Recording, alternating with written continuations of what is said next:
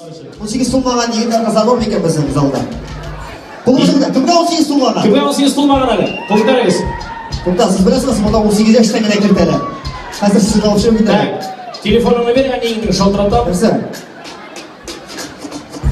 Simayni 42 to'la shuni. Shularda mana zaldagi 18 yoshi to'lmagan qizlar uchun mana degan ishni yig'laygasimiz kerak. Charlie Flash! Kim ekanini bilasizmi? Yo'q. Qo'yam bilsinlar bilay. Grom! Belki boy bilasiz. Grovdan qolpashasi ish bo'ladi. Levar! Yashil!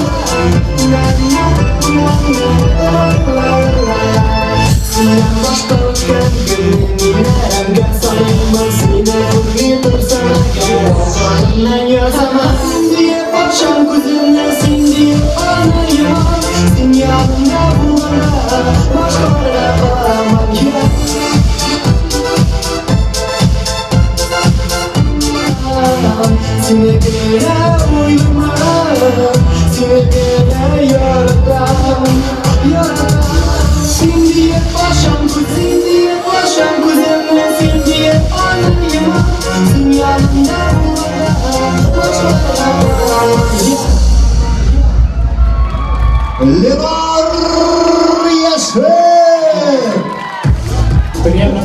Bilar, to'xtadi. Sinasiga opayimning jinsini kiyib chiqdim. Keladi. Ha? Keladi bunda, vasal o'rtaga. Bizdan qo'rqam. Qo'rqma, bas. Bas. Biz atayimiz biz atayda ko'p, kel bunda. Bas. Biz seni burası tirlay yog'amiz bilan. Orq bilan bosib boshqa. Sen armiyada xizmat etdingmi? Yo'q. Avri, qolib turadi. Bo'lay bo'lsa, odam olmay yashaqlarmi? Конечно, bunday bersovka bilan armiyaga. Kim bilarlar kiyimlashirgan asir qizlar? Qo'limizni ko'targizadi. Qizlar qaytamiz.